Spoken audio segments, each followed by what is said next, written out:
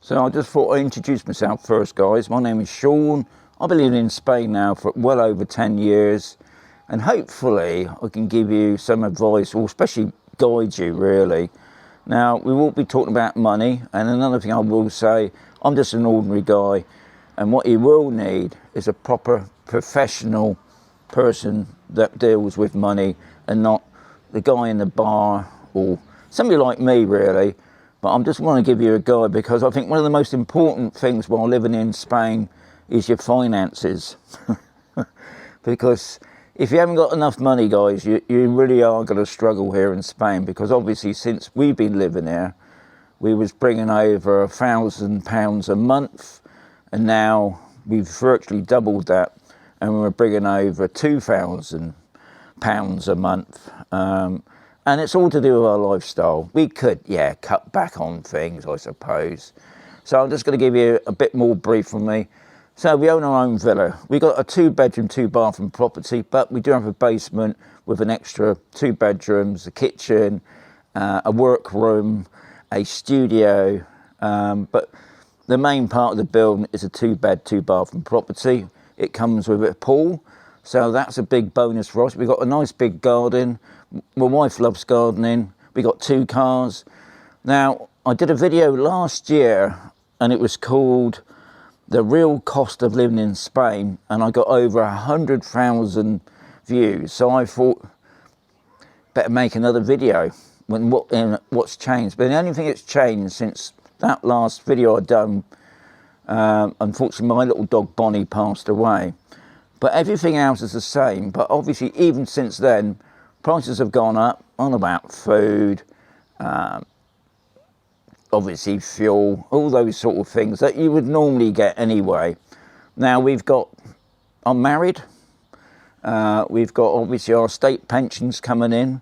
We also got private pensions, because we wouldn't be able to live this lifestyle, I don't think, if we was just living off our state pension, unfortunately.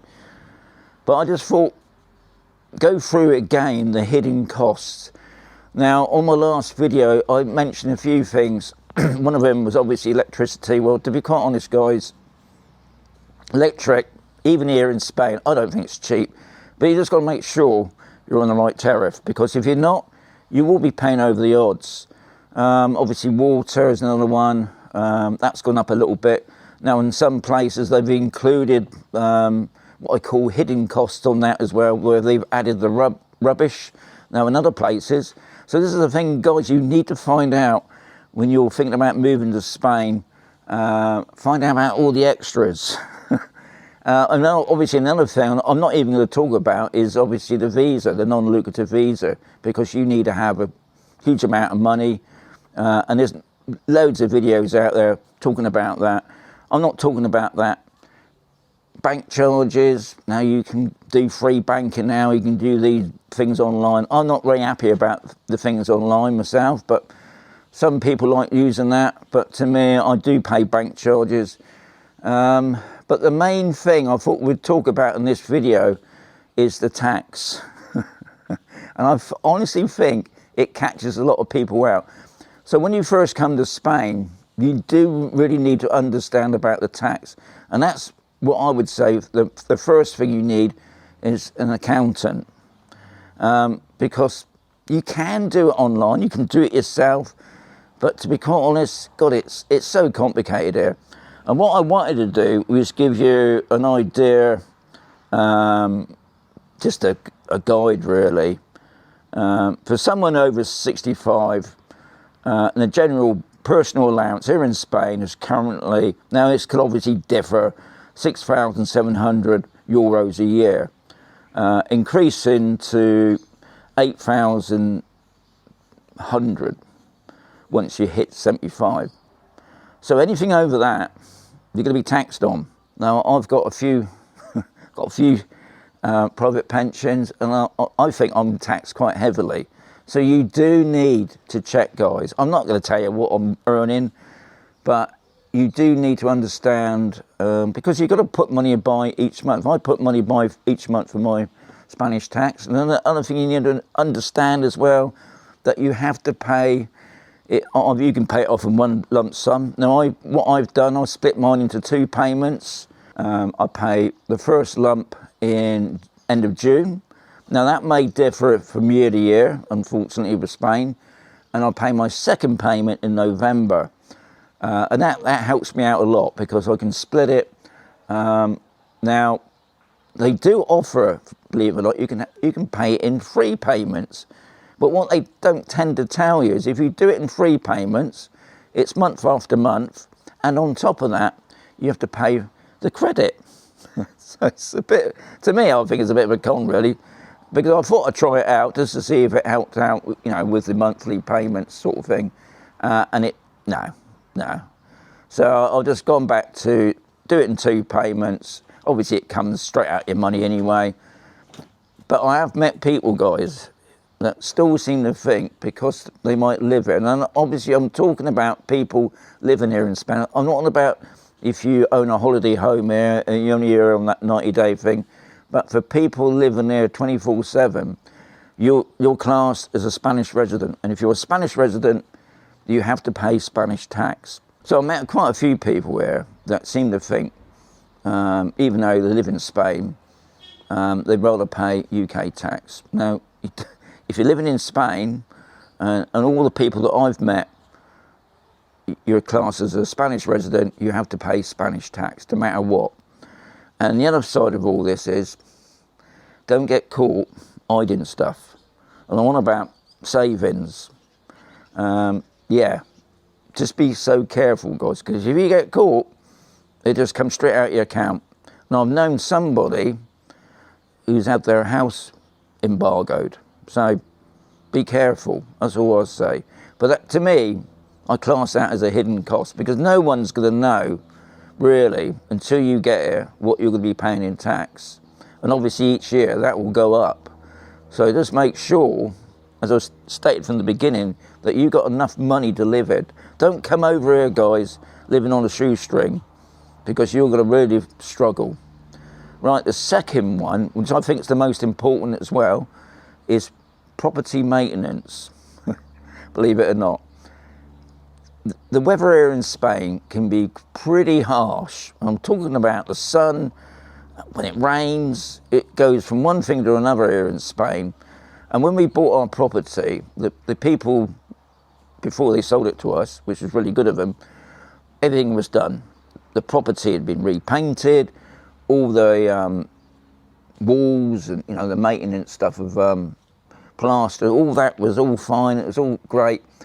And I think when the first 5 years, we were still living in holiday mode, but also, we'll do that next year. And suddenly, I think about a couple of years ago, we suddenly realised we got a lot of work. We got a lot of work to get it back to normal. Especially one of the main ones is obviously repainting the property. And I'll be honest, I'll put my hand up to it. I did say to the wife at the time, when we were looking at property, I said to her, we don't want a property that's going to be really tall, which we got. It's got a lot of walls. We got a lot of walls. We got like 2 roads of walls. But it just, the place sold it to me because of the view that we've got from our villa. It's just amazing. We've got amazing view. And everything else was fine anyway. And obviously down in the basement, we had a basement here when we first moved in that was completely empty, just like a shell really. And we did spend a lot of money in the basement doing it up. So we got, like I said before, we got the bedrooms, we got like a dining area, we got a kitchen in there. And it's been well worth spent, I must say, because I can tell you guys, if you're not living here in Spain, July, August, it gets hot. And funny enough, where I'm sat now in the shade, that's where most of us, most people sit. And you're going to see this when you're driving through towns and villages. During the day, you're thinking, where are they all gone? It's like a zombie town. There's nobody about. That's because it's just too hot outside.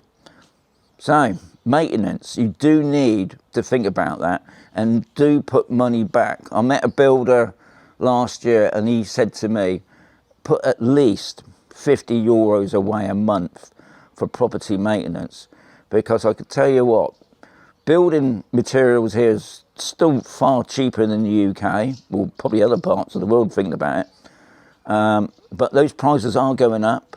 The other thing is, obviously labour, and obviously during the summer months, nothing's going to happen because it's just too hot to work. Even though they're called Ecuadorians. I mean, they work in all weathers, but yeah, you do need to put money by. So hopefully, that's giving you some idea about these hidden costs that people don't really talk about in the videos, I don't think. I mean, there's loads of videos, and I've done it as well, where, you know, what to look for when you're buying a property. But I think you've got to look on the long term. If you're thinking about moving here on a long term, if you're thinking about buying a holiday home, that doesn't matter so much. But if you're living here full time, you do need to make sure that the money that you've got, because obviously us pensioners are not going to get any extra money coming in. Obviously, I've had a few people say, do we get a state pension? Yes, we do. Do we get the rises? Yes, we do. And, you know, so that they're pretty safe at the moment, depending on which government takes over, I suppose. But yeah, so hopefully that's given you an idea. What I would love to hear is, obviously I'm bound to miss something out, but if you can put that below in the comments. And also, you know, if you've been going through, I don't know, a bit of a hard time really, because it does hit you sometimes, you know, especially living month by month. And I'm talking about if your car packs up, you get a water pipe burst underground or something. We got a swimming pool. I mean, since we've had that swimming pool, we must have had about 3 pumps. We know eventually we're going to have to regrout it. These are all extra costs that you need to put money by for as well. But yeah, property maintenance is a pretty hidden one, I think, but also important one.